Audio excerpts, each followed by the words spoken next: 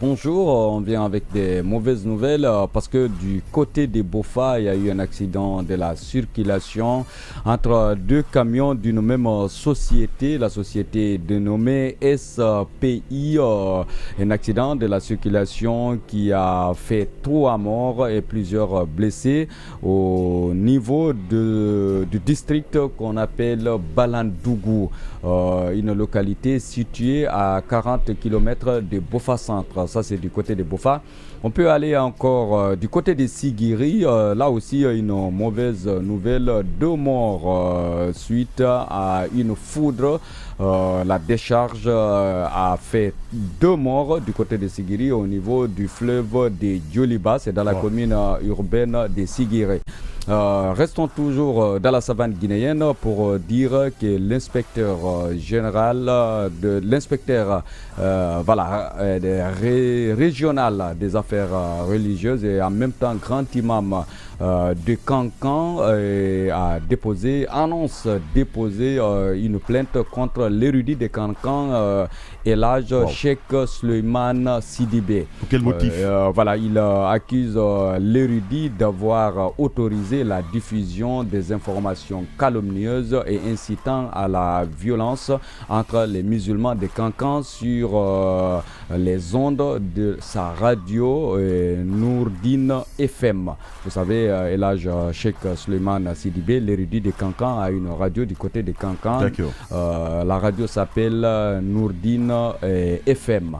Donc, nous allons suivre l'évolution de cette affaire. La plainte, bien entendu, c'est pas devant les tribunaux, c'est devant la haute autorité de la communication. Parce que s'il s'agit d'une infraction, il faut aller par voie de presse, il faut aller devant la haute autorité de la communication, c'est-à-dire l'AC.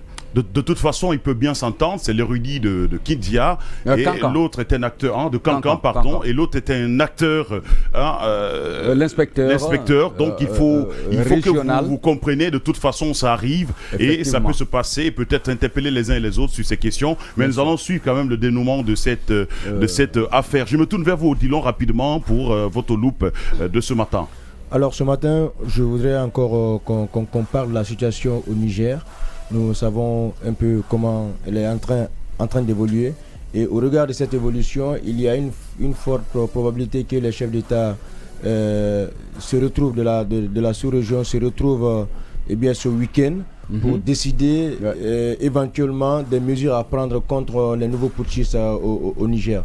Donc c'était là ma loupe. Et cette mesure nous amène à réfléchir sur la question, cet élément fondamental qui régit le droit international, notamment le droit des peuples à disposer d'eux-mêmes, d'une part, mais aussi la mission qui revient à la CEDEAO, qui est celle de préserver également la paix au sein de la paix et de la démocratie au sein de la sous-région ouest africaine. Donc c'est une situation qu'on doit suivre de près également. Ok, il n'y a pas de souci, on va suivre cette situation de près. Je me tourne vers vous, Yacine Palé, pour voir quelques éléments d'information. Alors, rapidement, une loupe qui m'a été inspirée par ce que j'ai vu ce matin. La première, c'est ces routes qui n'ont pas véritablement de caniveau. Et qu'aujourd'hui, on a dû rouler à 15-20 à l'heure. Parce que tout simplement, on ne pouvait pas aller. La pluie qui est tombée est sur la chaussée, pas dans les caniveaux. Les caniveaux sont soit bouchés, soit ça n'existe pas. Et je pense qu'il faut qu'on pense à cette situation. Parce que les grandes pluies arrivent petit à petit. On sait que vers le mois d'août... D'ailleurs, nous sommes pleins dedans. Oui, mais les fortes pluies ne font que commencer.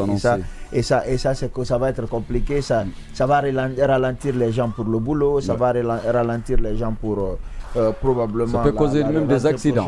Ça va créer des accidents, des pannes, ça va créer des bouchons, etc. Je pense que ça ralentit l'économie du pays et ce n'est pas bien. Je pense que ceux qui font les routes, parce qu'on est en train de refaire des routes, il faut mettre vraiment des caniveaux, mais surtout il faut les fermer. Parce que les campagnes de sensibilisation, apparemment, ça ne suffit pas. Et pour moi, la campagne, elle doit être intense sur tous les canaux de communication, mais aussi il faut qu'on mette, même si maintenant là ça existe, des poubelles et pour finir il faut sévir correctement pour que les gens arrêtent de faire ça. Il faut sévir correctement. Ça c'est la première loupe. La deuxième, c'est tous ceux qui doivent gérer la cybercriminalité chez nous. Il y a de plus en plus d'arnaqueurs sur les réseaux sociaux, notamment Facebook ou encore WhatsApp, qui disent qu'ils peuvent, que ce soit des agences de voyage, soit des cliniques de soins, soit ce genre de choses, et profitent de la vulnérabilité de la population, des soins qu'ils disent accessibles et faciles, et beaucoup de personnes commencent à en être victimes. Il y a aussi toutes ces personnes qui ont été victimes récemment d'Uranus pour aller, soi-disant, en Allemagne. Je pense qu'il faut qu'on fasse très attention, sinon les gens pourraient tout perdre dans ce pays.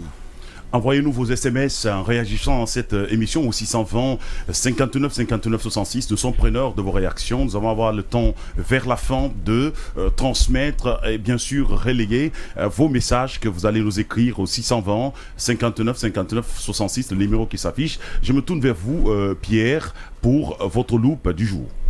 Et bien sûr, en parlant de loupe, nous allons du côté de Sigiri. Il faut rappeler qu'il y a eu un de nos compatriotes qui a également perdu la vie suite à un éboulement qui est survenu lors d'une exploitation minière. Il faut rappeler que cette exploitation se fait de façon artisanale.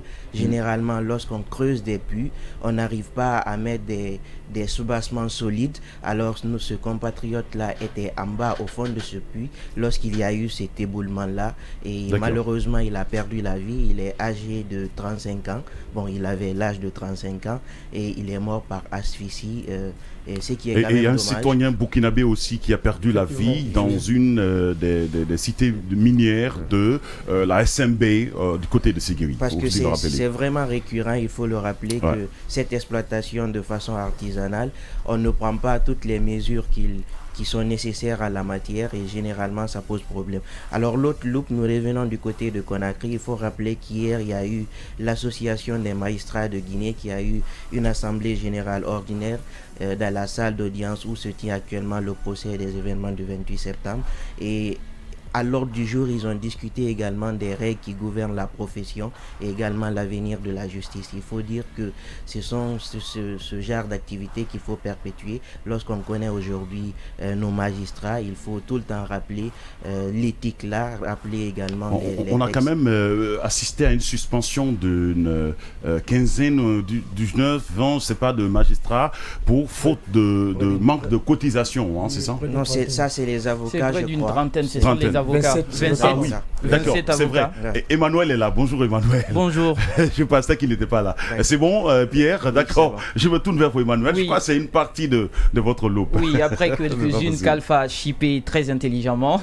Donc, c'est 27 magistrats à cause de cotisations non payées. Ouais. Et je pense que ce sont des règles qui régissent l'Assemblée. Il faudrait bien payer ces cotisations et être à jour. Ce n'est même pas des magistrats, ce sont des avocats, précision importante, 27, qui sont interdits de plaider au barreau parce qu'ils ne sont pas à jour dans les cotisations.